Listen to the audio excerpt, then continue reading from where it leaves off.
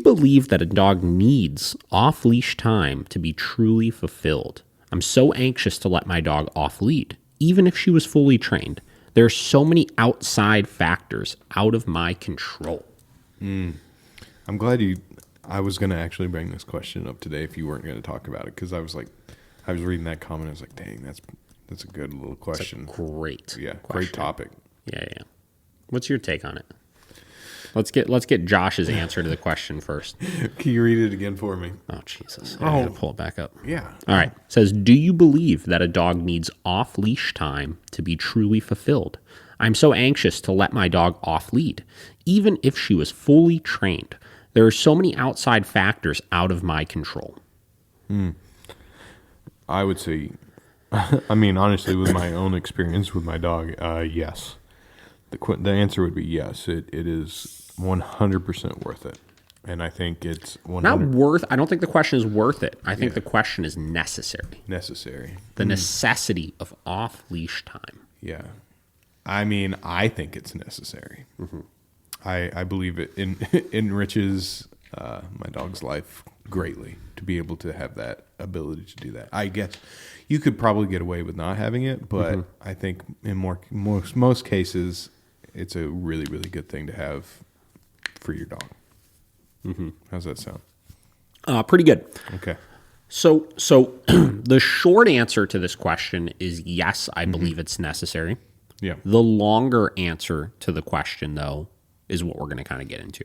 So a lot of people assume, I think, that giving your dog off-leash freedom and letting them go and explore and run and do all of those types of things involves you being really reckless, right? It involves you going to really busy, populated places where there's other dogs and people and traffic and factors outside of your control, as this individual said, where she was saying, even if my dog was trained, I wouldn't necessarily trust having my dog off leash in those situations, right?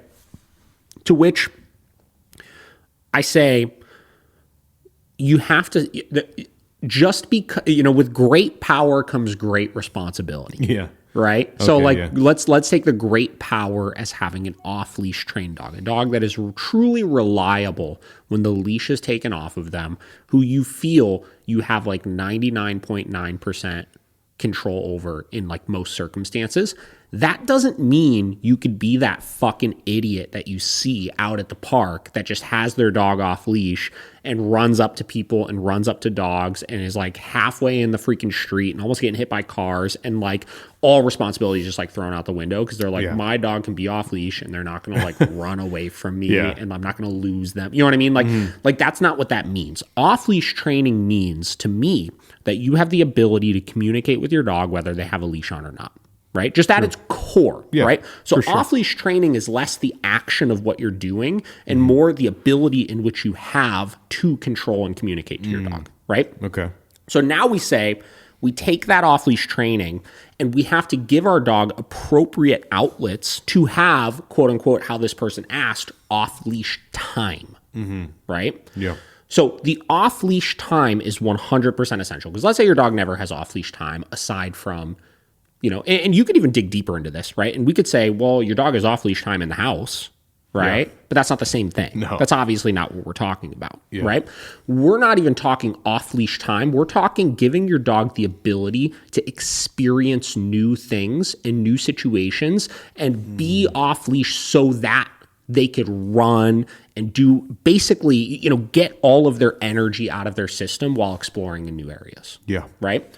So the responsibility that comes into play is where and when you're doing that. And that's going to come down to your comfort level, right?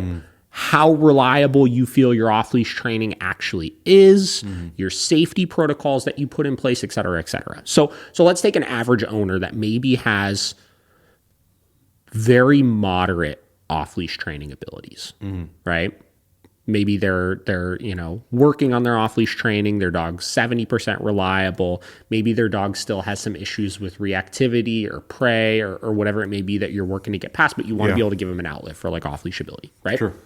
Well, the safest and easiest thing that you could do first and foremost is you could find somewhere access to a large plot of contained land, right? It exists. There's plenty of places that have it, right? Yeah. There's plenty of cities. I did a lesson down in Columbus like a month ago or something like that.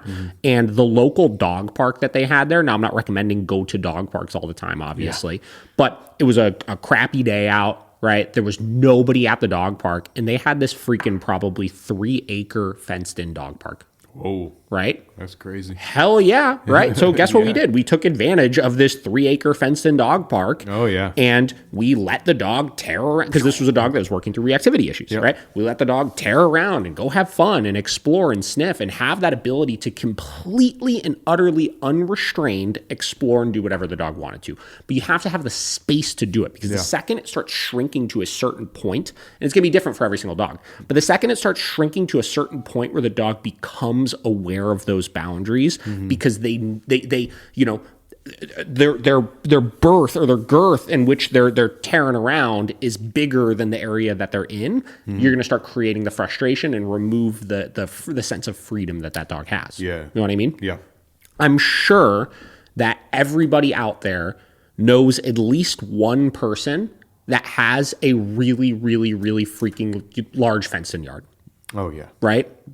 I could think of probably 10 people that I know that have a minimum of an acre that is like mostly contained. Yeah. Right?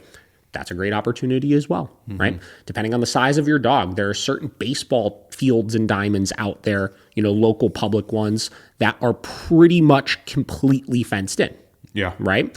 That's an option as well, right? So that's like the baseline. There's websites you can go onto. I don't know the exact ones, but I had a client one time tell me about this website that she uses where they rent out like private property for you to take your dog to. Huh. Right? There's again, I don't know the logistics of it, but it exists. And I'm sure if you do a quick Google search, you could find something like that. Yeah. Right? Yeah. And you know, I think it's like you could rent it in chunks of like 30 minutes, and they have different like indoor or fenced in like agility fields and like yards and all sorts of stuff like that. Yeah. Right? So find some sort of way where you feel comfortable doing it, right? If you don't have access to totally fenced in yards, right?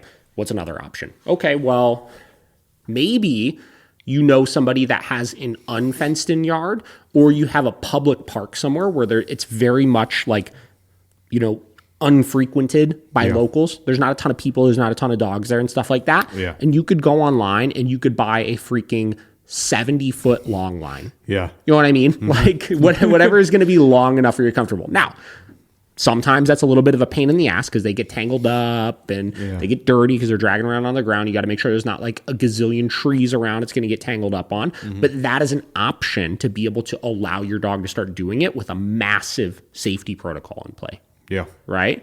Obviously, as you do training, e-collars provide another level of security on top of that. And as you continuously put your dog in these different situations to allow them to be a dog and explore and like all of those types of things, you're going to start, as you encounter new pictures, you're going to start trusting the dog more, and you're going to start trusting your ability to control the dog. Now, personally, the only way I feel confident letting my dogs fully off leash is if I have an e-collar on them. That's like kind of my insurance policy, and that's what helps me really, really trust them.